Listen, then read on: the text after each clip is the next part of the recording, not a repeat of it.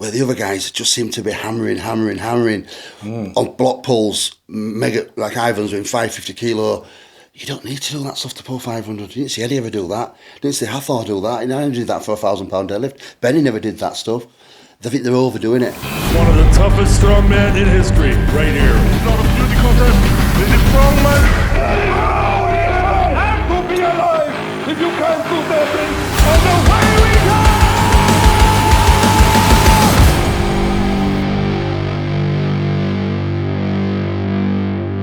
Hello and welcome to another episode of the Giants Live Strongman podcast with Daz, Colin and myself. But today's guest is quite frankly a powerlifting legend, Andy Bolton. Welcome to the podcast. Thank you very much. But, first things first, what for you is your proudest achievement? Because we could talk about your total, we could talk about the 1,000-pound pull, we could talk about 48 reps over 900 pounds. What's your favourite? It's a tough one. It's got to be the deadlift, the first 1,000-pound deadlift.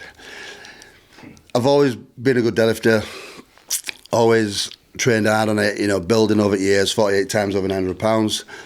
And then when Benedict Magnuson come on the scene, it was a race, two-man race between me and him, who could get it first. And I got it in 2006. It was like the proper Russia-USA race to space. Yep. It was awesome, that era. It was, and that last 3 years before I did it, it's all I thought about from waking up to going to bed on a night. And if he'd have done it first, I don't know how I could have lived after that, to be honest. It was just one of them things I had to do first. I just had to do before anybody else. I remember at the time, it was in the Sun newspaper. Yeah. And I remember thinking, wow, because obviously we were doing the strongman stuff and the powerlifting was a bit underground, obviously, it always has been. Yeah. And I remember opening the paper, and the strange thing is for me, is me and him only actually got to be friends years after I'd competed, he competed. He lives 20 minutes down the road. I remember opening the paper there's a guy who lives 20 minutes away from me who's strongest deadlifter in the world, It was quite strange because you never saw anything like that in the paper. And the main newspaper's printing this guy's pulled this unbelievable deadlift, When did you stop strongman then? Because you were a strongman. Yeah, but I started powerlifting at age 20. I did a bodybuilding show at 20. 3 months after that, after all that dieting, losing 6 stone and about... I got a third in the British qualifier. One place away from qualifying for British. So if I'd have got the British, I might not have gone to powerlifting. Wow. One of them. If I'd have got one place up, I'd have gone to British and I might have continued with bodybuilding. But as it happened, I missed qualifying by one spot. Met a group of powerlifters in the gym while I was bodybuilding and dieting. Started with them. Become world champion at 21, 22, 23. Invited to Strongman at 94. Doug Edmonds, Dave Webster back then. Did that till 99 in Docklands in 99, and me and Bill Pittock were, I think, 20 points ahead of Glenn Ross, 1 and 2 into the last event. And he was Britain's strongest man around that time. He went on and won it 2 weeks later, actually. That's the thing, because the British, after that, this was last qualifying, the British then were the first time, on Towers, I believe, went on TV that following year, and I tore my bicep on the last event. Now, Jamie Reeves was helping me back then, and he said, don't race Bill Pittock. He's a drayman, so he lifts barrels for a living, that's what he does. And I raced him at the last event, me and him were 20 points ahead of Glenn Ross. And I tore my bicep on the last event. You tore your bicep at Docklands? Racing him in Docklands in 99. Bill was amazingly fast. You were unbelievable. Billy was. Yeah. He was really quick. That's a shame. Did you do a Britain's then? Did you do a Britain's? I did, but when it was in Scotland, it wasn't as big. It was for TV. Come on, TV. The year after that, BBC did it. That's when Glenn won it for 5 years, I believe. From then, he won it 5 years straight, did he? Yeah. That Citroen sponsored it. Yeah. But I went then, when I was at that competition in 99, I tore my bicep, I'd met a guy called Brian Baxeldor. Yeah. And after I snapped my bicep, he said, you come back to powerlifting. We were one of the biggest powerlifting federations in Britain. Come back to us, we were invited to Canada that same year. I said, my bicep's just torn, I'm not going to be ready. So the year after in Vegas in 2000, I went to powerlifting and I won the heavyweights and I earned money from that. That's the first year powerlifting become, not professional, but you got paid decent money from 2000 onwards. Oh, it was sexy powerlifting. It was like the arms race, between you and Britain and Iceland. Yeah, it was just the start of the boom in powerlifting then. I mean, but I think Kaz, there was a sort of massive, push in the 70s and early 80s for powerlifting. Then it become, I think 2000, it was starting to become equipped then. Equipment were coming into it. Deadlift suits, squat suits, bench shirts. What's your take on all that? Has it gone too far? Now, yeah, 100%. Back then, powerlifting was equipped. There were no raw division. Yeah. So we said, yeah, Andy, you lifted in suit, you squat suits. There were no choice. Everybody, at every competition, were in a suit. If you lifted raw, you come last. You got laughed at. Put a suit on, mate. So you're losing 100 kilos. Quick question: do you think that wearing the suits helps your body last longer in things? Yeah, I think it does. definitely. Yeah. Definitely. Especially when you're doing these, 900-pound lifts. A suit does hold you together a lot. So there isn't a big argument to say you get a longer life as an athlete. Oh, you definitely do, yeah. How many of the 900-pound lifts would be done without the suit, though? That's the question. Not so many. It's moved on so much that without that equipment these strongmen use now, what we use in powerlifting, to me, the deadlift suit, it was pretty loose. I mean, if you see me, £1,000 it was tight, but the 1,008, I could put my straps up myself, and I pulled it on in 30 seconds. It was just to keep my back supported. What are your thoughts about wrist straps, say, in strongman? Because when we talk about, say, the strongman deadlifts, that's not IPF rules. Yeah. So where would you stand on that? It's a different sport. I used to be anti-straps and all about powerlifting, so I'm a powerlifting purist. Yeah. I started in powerlifting. But you've got to train for the sport you're doing. Fair. If I were coaching strongmen, put straps on. I mean, I what would you've got to remember as well. Grip, I'd have them doing overhand grip and straps. Exactly, and Why also not? in a competition, in a World's Strongest Man, Giants Live, or any of the big shows, you've probably got a grip event as well. It's not like you're not doing grip. Yeah. It's just a separate event. So your deadlift's testing your back. Yeah, it does. And then you might have Hercules hold to test your grip, Yeah. So it's very difficult to do a Hercules hold and then go pull 1,000 pounds, You're taking that weakness out of it. It's a purest test of your back and leg strength, isn't it, a deadlift with straps. If you had your way, would you change any of the rules of IPF? The IPF, I think all they need to do in IPF is put in a deadlift bar.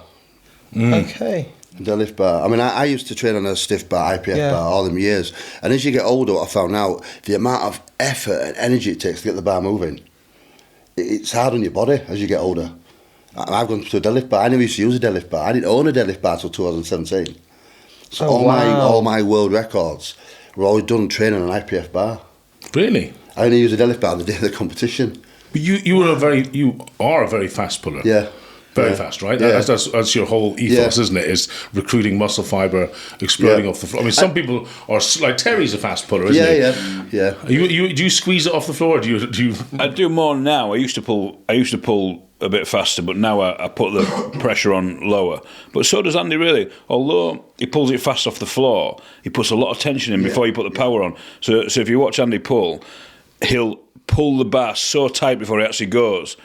And a lot of the fast pullers, like Sven Carlson and even Terry, for instance, certainly Sven, he would pull fast and he'd almost get like this weird, like halfway up the deadlift, a bit of a reaction from it. Yeah. Whereas he pulls the bar so tight and then puts the power on.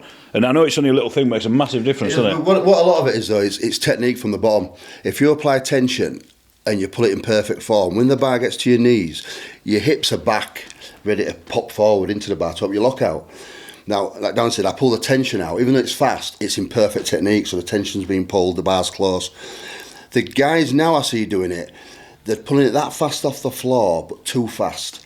They're losing technique. And when they get above the knee, they've lost that drive. That's why they stop short or lockout, and they're shaking and hitching. Is that because you did it without a strap? So No, it's not too strapped. It's they're pulling it too. They're sacrificing technique for speed off the floor. Right. Speed's only done right when done with perfect technique, tightness, and you can only be so fast. I could yank it off the floor, but then you'd lose it at the top end. I remember Jamie Reeves years ago described it to me as, which was perfect in my mind, I understood it. Imagine you're going to tow a car and you have the rope slack. All of a sudden, when the rope goes tight, you lose all the power off the front car, and it's no different to yanking a deadlift because there is a little bit of play in that bar and the bend. Yeah. So if you pull it too hard at the bottom and all of a sudden it hits the weight, you lose all your power. Yeah. So you've got to pull it slower at the bottom, especially with a bar with a little flex. Exactly.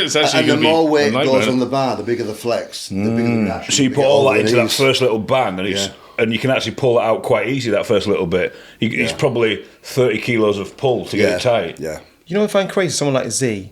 He pulls 400 the same as he pulls 440. Yeah, see that, I can't get my head around that because to be strong, people who are strong are normally quite explosive. But Z's just the opposite. Everything does is slow. His squats are slow.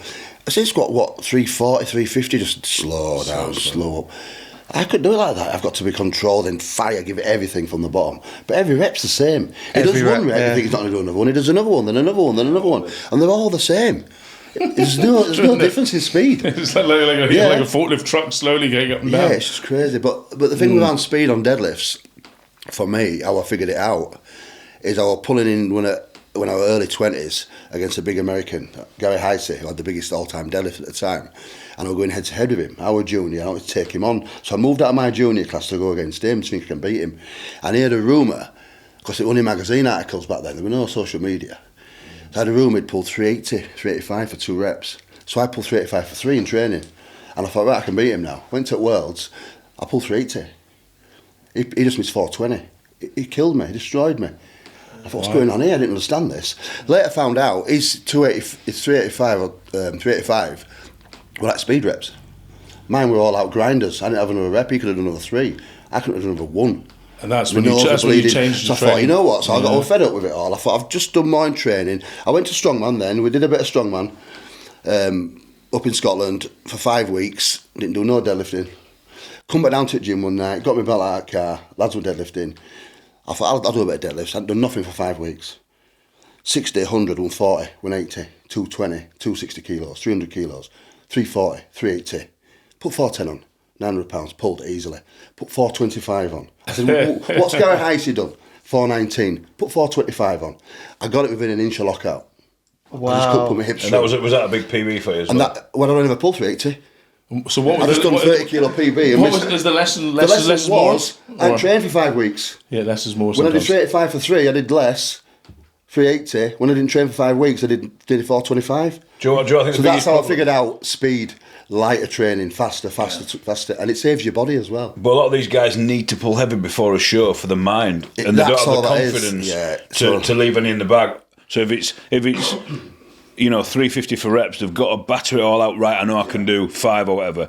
And actually, no, they shouldn't be doing that. They should be doing probably 320 for reps to get ready for 350. Yeah, you shouldn't be touching the weight you're going to do in competition in the gym. But you know, one of the biggest things I respect about powerlifters is, let's take your numbers. So you hit, let's say 405, you get it, You'll then see a guy go, I'm going to go 409, 410. Yeah. As in, you're so close to maximum and you're still able to get another rep. Squeeze a bit more out, all the time, But you took massive jumps though, didn't you, to be fair? I did it, I played around with it. From my all-time records I did, like I could do, when I pulled 1,000 pounds for the first time, open at 390, passed the second lift, just sat in a corner with a towel over my head. We put 400 in, then didn't take it. As I lifted, no. Resting, just rest. What do you want next? 455. You hadn't done 400. You went 65 kilo jump. Yeah, but look at all the big deadlifts. Look at Eddie. Eddie, same story. Eddie went. I think he went 400 or maybe 420. I can't remember. Yeah. Then he went 465, 500. Yeah. And we were like, "Hey, you sure about this?" He's like, "Yeah, do it." It's a big jump. With a deadlift though, you just think, right. So if you did that on squat, what's going to stop you on squat is you're going to stand up with that bar. Your body's going to think, shit, this is heavy.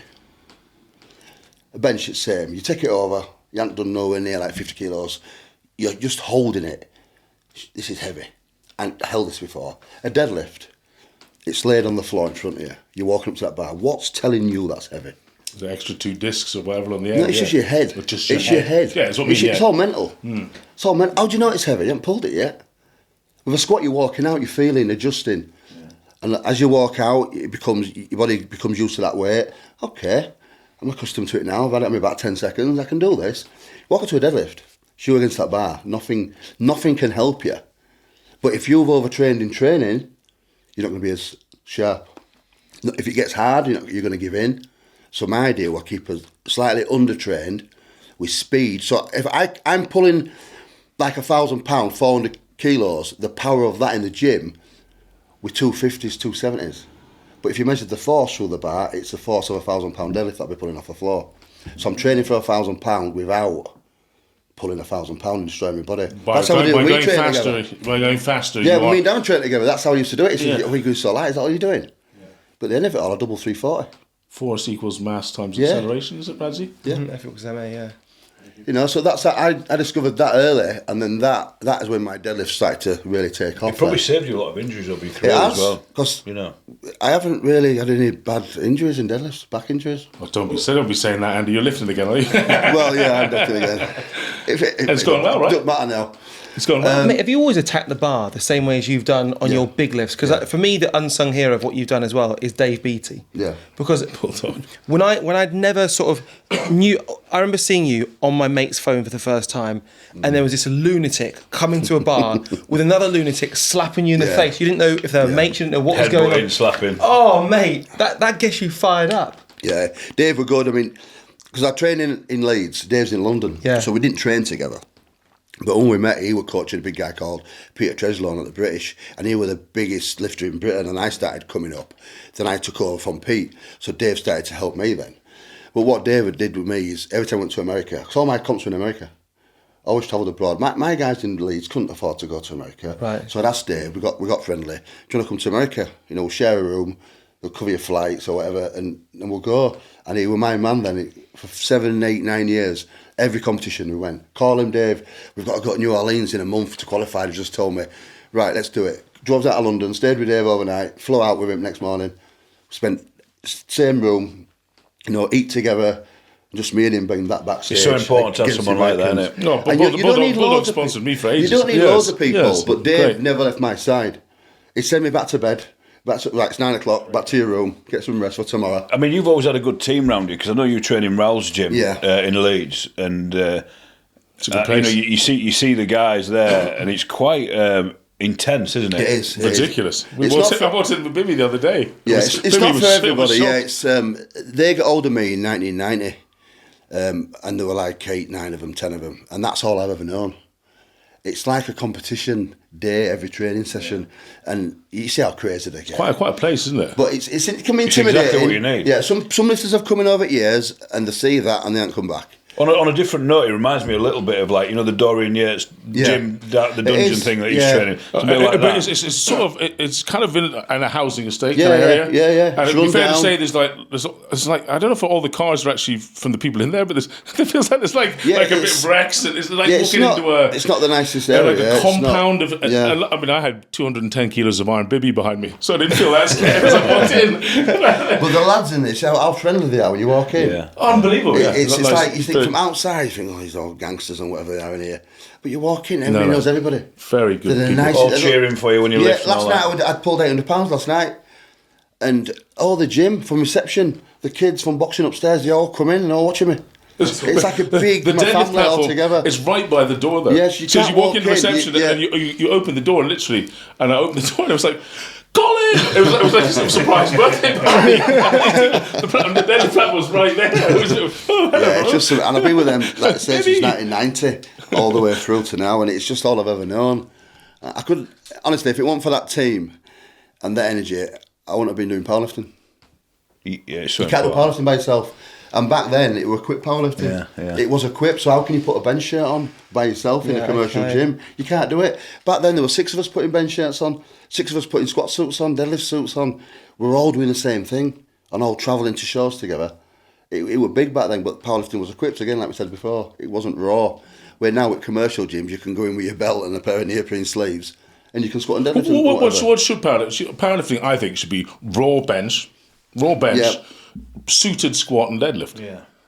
Deadlift. Well, with my straps. bench were crap, right? It wasn't that good raw, but equipped it were very good. But then again, I didn't train for raw bench back then because there were no raw competitions. They were all equipped. So I trained for what I competed in. Same with lads now using straps on deadlift. Why wouldn't they use straps on deadlift if you can use them in a competition? Do you think the straps also set you up slightly different? Your shoulders are slightly more forward. Massively. You know, if you're doing the over/under, you can sort of put your chest Massively. forward a little bit more. Yeah. So I think that it is a big difference training one to another. It's a massive difference. I noticed that in 2014, that Giant World Deadlift Championships. Me and Colin were over in Sweden at a show, and we were sat in a bar after the show, and we started talking about who was the best deadlifter and all that, and we've got Eddie coming up, and you got Benny, and you've got Andy, and 1 or 2 others, and so we had Europe's Strongest Man coming up within 6 months. Yeah. So we sat there, and everyone had a drink and that, and I said, why don't we find out? Why don't we invite them all to we'll do the World Deadlift Championships? And so there and then I start texting everybody. Text Benny, text Eddie, text Andy, and whoever else was pulling a big deadlift. And then sort of went to bed, like we'd had a couple of beers. Next morning I woke up, looked at my phone, and everyone was like, let's do it. No one questioned about prize money, anything like that. We were convinced the egos. Oh, I don't want him. If he's there, it's got to be our rules, no straps. And then the strongman would have been, come on, we got 5 events after. Andy, and you in particular, and Benny as well, both proper studs. You went, any rules, I'm in. Let's I do love it. it. Let's get a big crowd. My phone was going off the hook the next day. Let's get it done, please. Can we do it? It was just an idea. And then we realised, actually, people really want to see this. We just started with Europe's Strongest Man, so it was we're slowly trying to build it up. And it actually helped us a lot. It catapulted us. People wanted to see that. Andy was a Leeds lad. Europe's was in Leeds. Quick story. The great Andy Bolton in deadlift went up to pull 440 kilos at the World Deadlift Championships. Put one strap on, over, put the other one on, the goofy style. So it slipped, didn't it? That one's okay, one's not flat. Like the original amateur walk into a gym. How do you put these on again? Mistake. That's what happens when you do powerlifting from age 20. You just I didn't own a pair of straps. I bet everybody's done that at some point when they first start lifting. And you know what it is? You were I so just see psyched these up. big guys at the bottom. When I deadlifted, I stood at the top, went down, sat at the bottom and deadlift, dropped my hips 3 times, felt the hamstrings, tension and pulled. As easy as that. Put straps on, with a suit on, I'm bent over there, strapping up. Just before I went to the pull, I'm thinking, I can't breathe now. What do I do now? So I remember rolling the bar forward and it almost went too far and it fell on my face. I thought, I barely kept it on my toes. That's right, yeah, I pulled it back in. By this point, I've been on there like a minute. You're knackered. I'm thinking, I'm sweating, I can't get an air in my belly. Because I was a bit big as well, too big.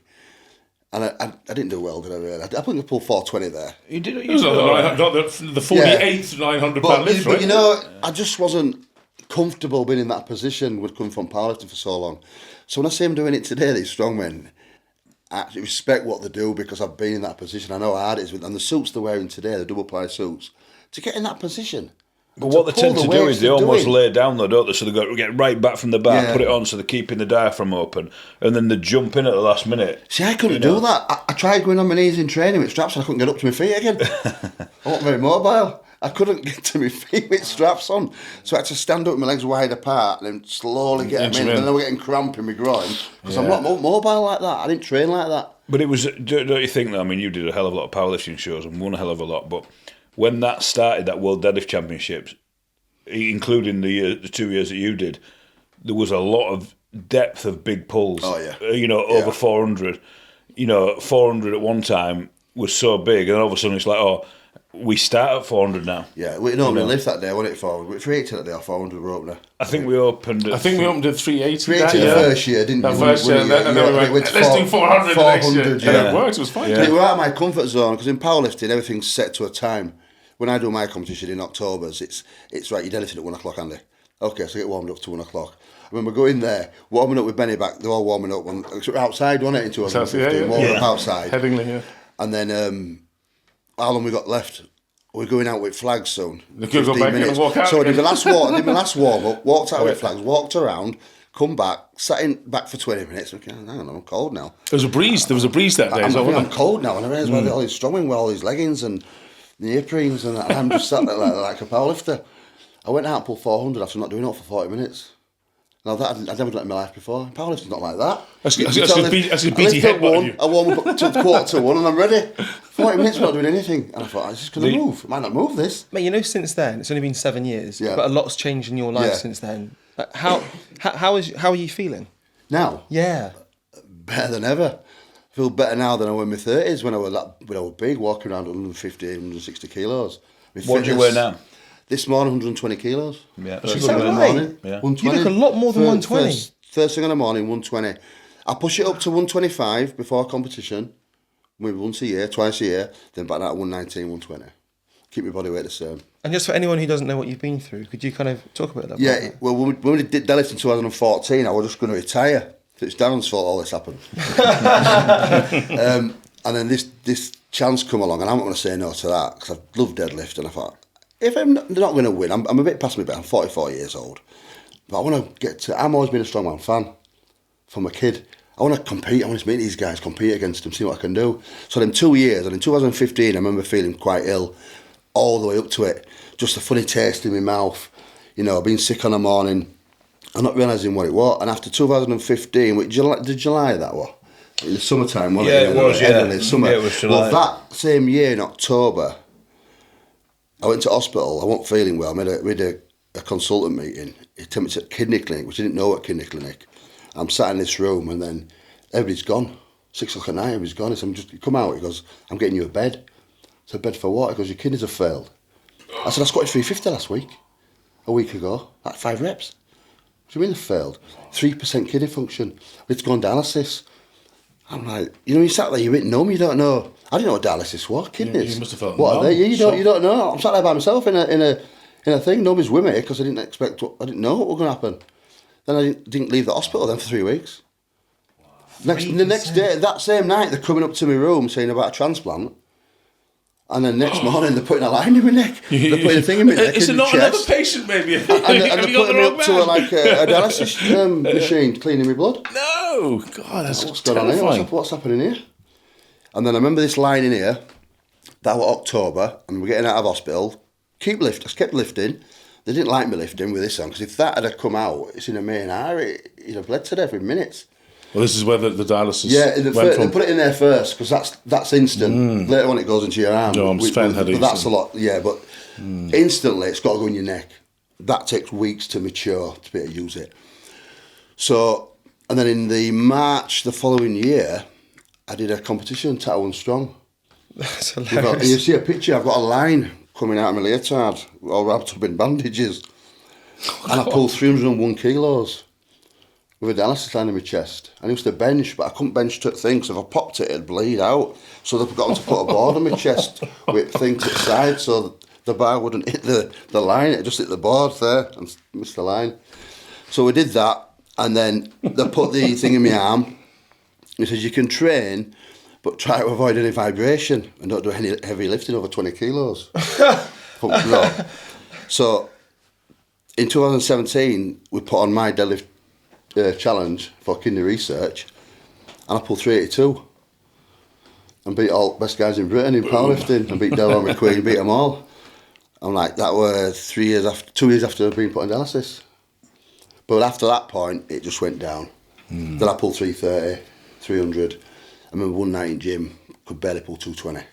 I felt ill at this point because your blood's just as toxic. I thought, I'm done. I can't do this anymore. And then it wasn't long after that, I got a transplant.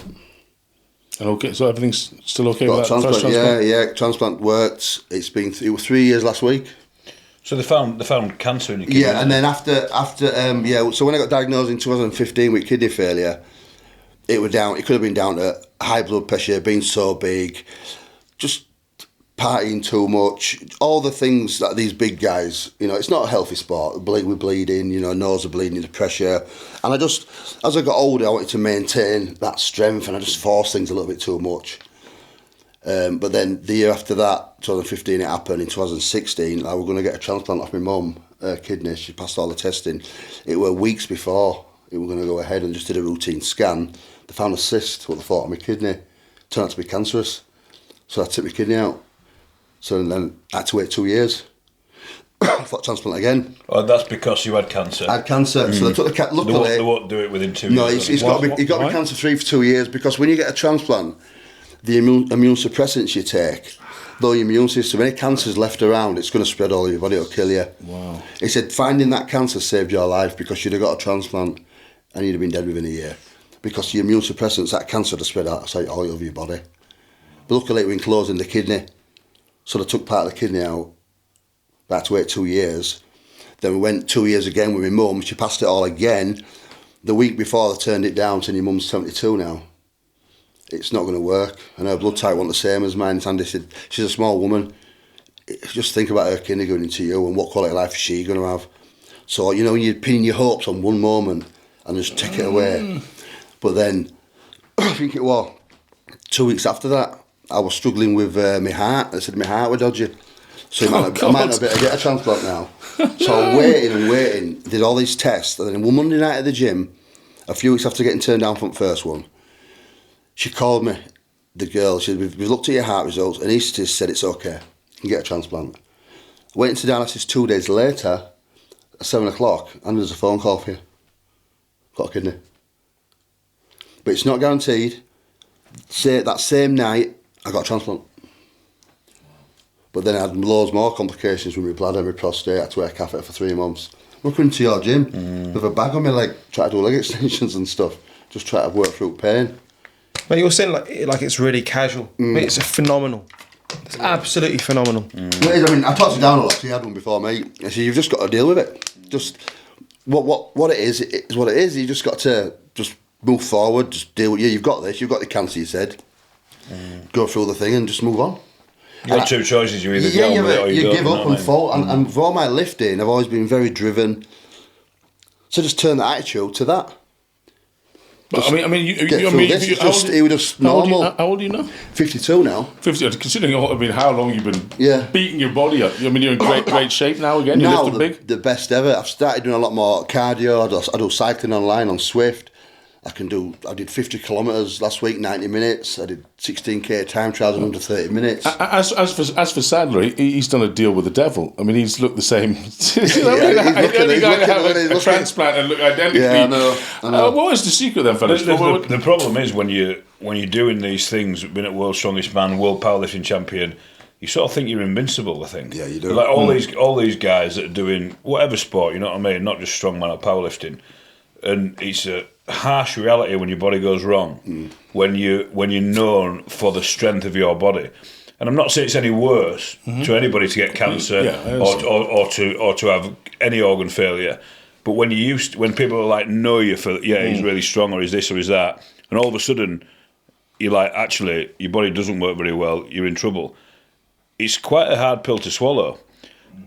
But you've got to take that strength that you've actually built, not just physically but mentally, and use it to say, right, what are you going to do? So you've got two choices. You're either going to get on with it or you're going to sit there. This is your new challenge. This is your sport. This is the next phase of my life. And try and get yourself as fit as you can to fight it. Any illness, cancer. Any tips? Any tips? I actually had cancer as well on my chest. Do you know what I mean? So all these things. But when you're faced with it, you've got to fucking face it. You can't walk away from it. I remember you saying to me, Dan said to me when I got it with kidneys, what you need to do now is stop your weight, get in great shape, best shape of your life, and look amazing. And you turn your mind, just turn your mind. I said to him, don't look back at all that, you've done all that. Yeah, you've done that. Forget about all that, that's gone. Change your goal. Well, and now I'm almost loving, honestly, I'm loving the cycling, this racing online as much as I'm the powerlifting now. Well, Peloton? No, it's Swift. It's different to Peloton. It's Peloton's just classes online. Right. Swift is actual racing leagues, do you teams, not think time trials. I love it. It's almost like playing a video game. Yeah. But you're in the video game because you're on the bike and you're actually working hard. Do you do like 1K time trials and stuff? I do 16k time trial every Friday with my brother. He's a cyclist. Last week he beat me by 21 seconds. How quick did you do it? I did 28 something for 16k plus we're climbing in there as well. What's your wattage output? Well, now I've just gone from a D class rider to a C class rider. The average, I don't know what watts they put out. I've put 900 and some watts out, 1,000 watts. But do you not think though, the moral of the story is if you've got an obsession with whatever it is, just replace it with another obsession. Yes. Yeah. Because you can't. If not, he can't just sit at home and just like, oh well, that's me. Yeah. So now he's fit as a fiddle, 120 kilos. And what are your plans now then, moving forward, powerlifting wise? Well, I won't ever compete in squat and bench again. It's just I've no need. What I've done is why I'm never going to. Well, I've squatted 1,200 pounds. The guys squatting now raw are squatting nearly as much as what I did back then in kit. It's moved on so much. I've no interest in getting under 400 kilo squat again, 500 kilo squat again. I've just no interest. It scares me now. I can squat 300. I squatted 317, 320 last year. But any more than that, I don't need to for what I need. Benching, I bench heavy, I bench hard in training for me because I enjoy it. Deadlifts, for me, it's easy on my body. With my deadlift technique and my speed, the way I train, it's very easy on my body. I don't have to go to maximums. I can stay away, do a lot more speed work, and it keeps me fresh. So I pulled, first time I competed, I think 2 years ago, year and a half ago, pulled 325. This was last year, last July, 325 kilos. February this year, I pulled 350. 770 pounds. Yeah. Now, 772. after looking at records, the biggest ever deadlift over 50s raw is 370 Nick Best. But the biggest ever deadlift over 50s from anybody is 377, a guy called Patrick Holloway, American, in a deadlift suit. So, Well, Felix could give you a good run for your money. me and Mark were talking at the last Giants about this. He wouldn't have a grip problem. And I said, Felix. I'm doing a comp in October, and I said to Mark, you could get close to this record. And he looked like you were interested, yeah. Because he said, that'd be a great contest, you two. I said, I pulled 360 last week. Yeah. I said, with straps? He goes, no, just deadlift style. One strap's here, just my fingers. You know what I mean? He could do it. So ultimately, it'll be to pull 380, 385, 390. But I'm not going to sacrifice health. I'm not going to put extra body weight on to do it. Good for if you. I can do it as I am now, staying healthy, got kidney results on Tuesday, it's best it's been in 3 years, kidney function. Everything's perfect. I'm not going to, for the sake of getting another record, I'm not going to sacrifice my health for. I'm keeping my biking going, keeping my fitness going, my diet's good, not going to get any heavier. And if it happens, it happens. If it don't, it don't end up world. But I love training, and the training for me is almost more than the competitions. If you said to me, and you never compete in deadlift again, I'm okay with that. But you can't say to me, I can never train deadlift again.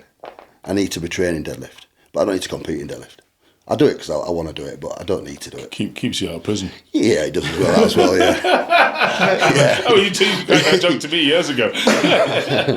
So we had a few questions sent in by the viewers at home, which we've actually answered most of them in all fairness. And the listeners at home, Dan. We can't forget people might be home. listening as Yes. well. Yeah.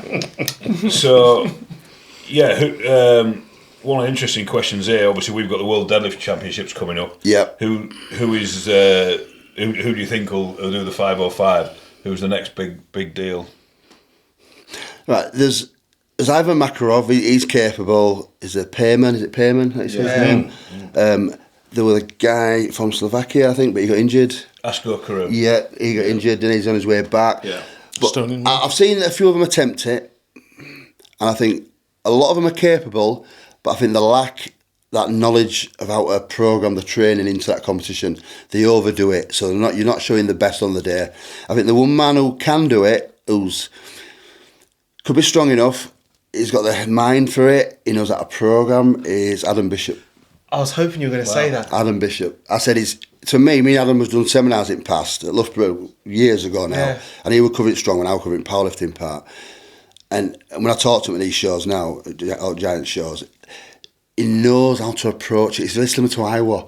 He's smart with his programming. He won't do things he doesn't have to do. He'll do everything he can to make that lift, his weak point, stronger. Where the other guys just seem to be hammering on block pulls, mega, like Ivan's doing 550 kilo. You don't need to do that stuff to pull 500. You didn't see Eddie ever do that. You didn't see Hathor do that. You never did that for a £1,000 deadlift. Benny never did that stuff. They think they're overdoing it. A lot of stress on you. Yeah, too much stress. But if you pull 500 plus off a board, the recovery time. Right. I mean, how long's that to recover? Months. Here's one question about Bish, because I think everything you said is spot on. His programming, his approach, everything. My one question is, when I saw you walk to the bar, like I say with Bulldog, when you watch Kaz, when you watch Eddie go to the 500 bar, that was a man who was on a mission. Yeah.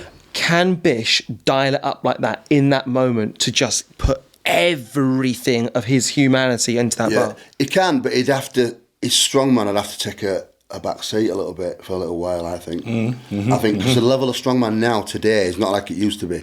It's moving on. I believe that's his plan after World's Strongest Man. It's got to I be. think he might have to sort of expand the operation in the belly. He did say that to me. He said he'd got a new suit he was working with, because I'd give him some tips about the straps. I had my straps.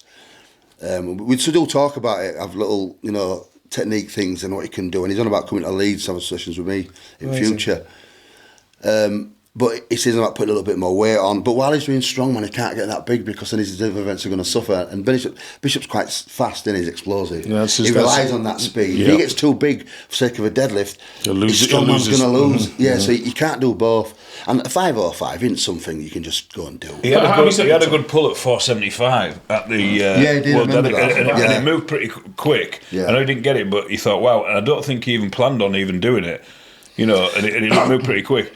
But I mean, what amazed me about that show last year was the depth of competition. I think 7 people pulled over £1,000. Yeah, I was like, wild, I was even looking at Bath thinking, have we got this right? I was thinking, everyone was pulling it. Novikov and all these guys that were like shocked, and I'm thinking, have we misloaded this bar? And it was unbelievable. So if all those people are pulling over £1,000, surely the top end, everything's going up, isn't it? You know what I mean? Yeah. I mean, it is a big jump, though. I mean, from 1,000 to 500, it's a massive jump. Yeah. People think, it's only 45 kilos or whatever. It don't work like that. I've known lifters in our gym who've pulled a comfortable 370. The British record at the time was 380. They can never get off the floor. 10 kilos more. Now you're talking 45 kilos more. At a top end. Right, so example, I pulled £1,000, 455, 2006. I didn't pull 1,008, 457 and a half, 2.5 kilos more for 3 years. Wow. For 3 years. And then you're talking another 45. But do you know what's nuts about Bish, though? I've said this before. I recall 2009 in that gym that you did the seminar in Powerbase. Yeah. I saw him pull 300 kilos off the floor. It was the PB in that gym at that time. It was the ugliest lift you've ever seen. He was fully strapped up. And you think, roll on, granted 13 years, but 200 kilos on what's a great deadlift anyway, off the charts. Because he's on his way up, you see. He's not reached his peak. So it's time for him to do it. And I think with his programming, the way he trains, he's the man who could be doing it. I don't know when, if it'll be next time or... Actually, if he did a year, almost like Ed did a year out, became mega bulked. That's what you're going to have to do. Did do 505. It might be able to then convert it like Ed did, because Ed's a smaller strongman. Them lifts are very hit and miss. I mean, what people won't realise is when I did £1,000, I tried it once before that and got it to my knees. I missed £1,000 5 times. Got it twice. Nobody talks about the misses. I didn't get it every time I tried it because you've got to be perfectly on. Like we're talking about them moments we talked about outside. There's comes to some shows everything goes. When I squatted 550, I hadn't squatted more than 520 before that, and suddenly I squatted 30 kilo PB. Never did it again. Do you know what I think he could do? It happens sometimes like that. I think he could, in a way, change the landscape of deadlifting, because so many times you see the best in the world, you go, that's now the technique. With how narrow he stands when he pulls, I think you'll see so many more guys in the gym go, I'm going to try that because it works for him. I really like that style. I think it's more efficient. I think it's easier on your body as well. You know, I see these big guys. You know, when Brian Shaw come around and I thought, and they were so big, wide stance, people started copying it, like you're saying. And that's only because they're so big they were doing it that. I talked to Jerry Pritchett years ago about this. I saw him so wide. He doesn't. I said, Jerry, why didn't you go closer in? It'd be more efficient. And we had a chat about it. And he listened. He said, yeah, but this... I said, well, I just think you're wasting power like that. You're not using everything you can. Because you're big, but you're not like an Athor or Brian Shaw. It doesn't make any sense. The 3 people that do it, or 4 people that do it, it's Hapthor does it, Brian does it, Matt Felix does it. Felix does it. They're really wide. It doesn't make any sense. No. But then... There is an argument to say they're massive pullers as well. Well, they are. But how good could they be? Well, that's what I always think. Absolutely, I've done this, but what could you do if you changed it? I'm not saying bring it in like Adam Bishop, because the hips are massive. Adam Bishop's quite narrow. Like me, I didn't have mine mega wide. It was like this.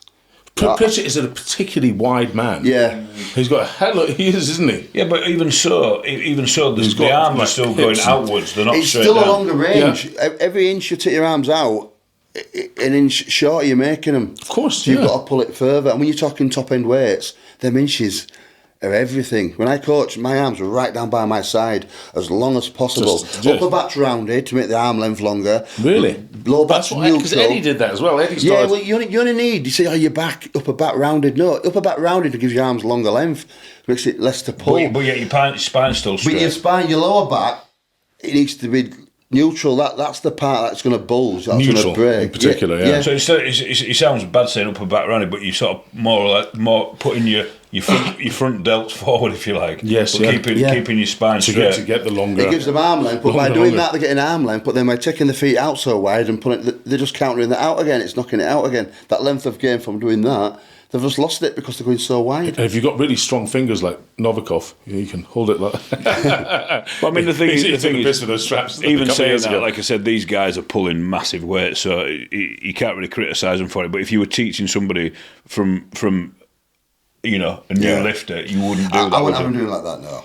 Yeah. You start with a standard deadlift technique and you work on that as he goes on, what his weaknesses are, and you try different things when he comes to when he stops getting stronger. I mean, I used my training technique all them years until I didn't get stronger. Then I changed a little bit, and then it went stronger again. Don't change something that's working. Right. Because these top guys now, Jerry's been at the same level for a while.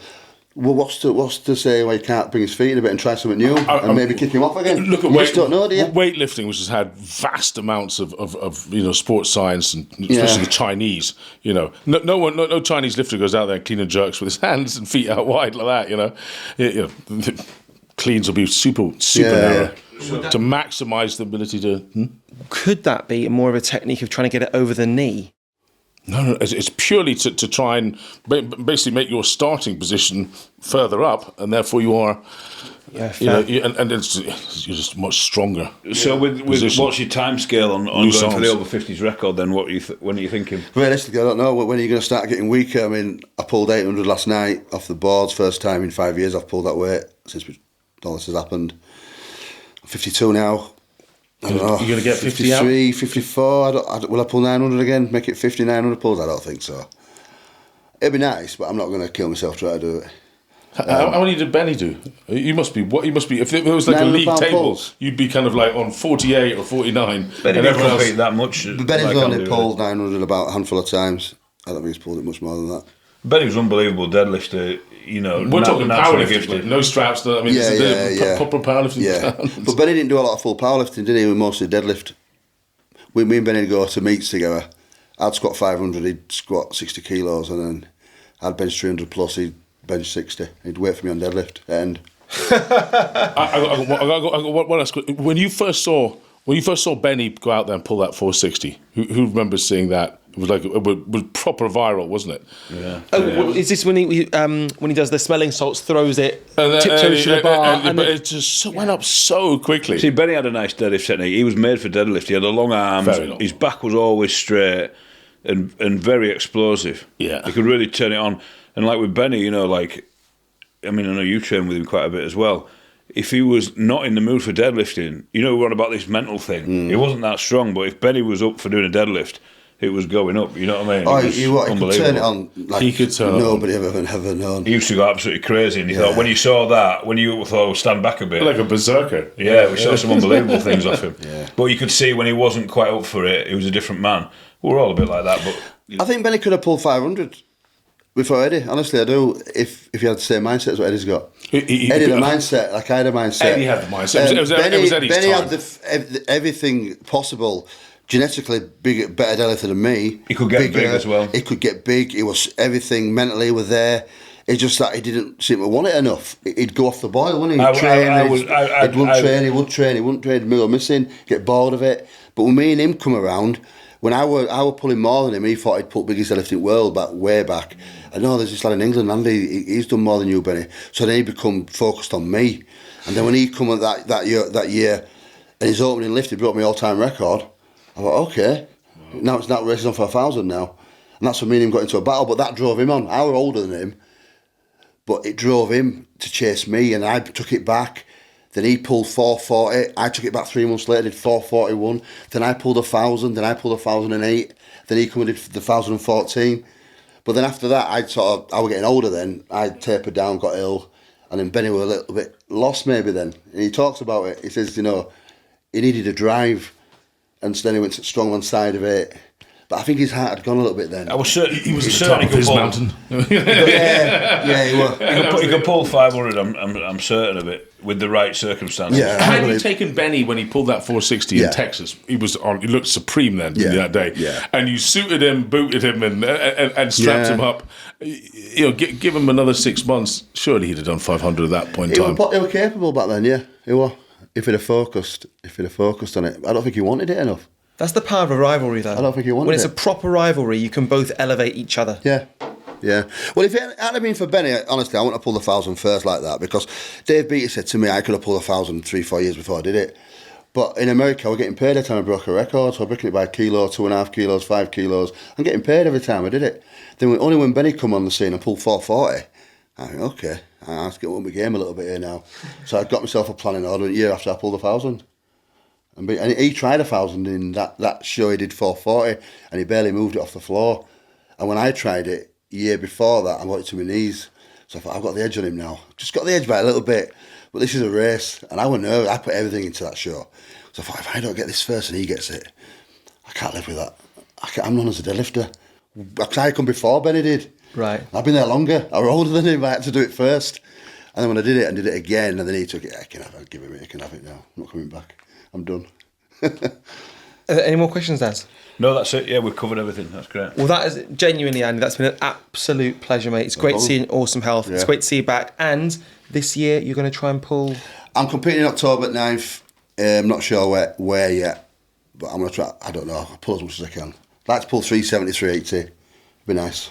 We'll see how it goes. What's more important is you keep healthy. Yeah, number one, exactly. Yeah. Andy Bolton.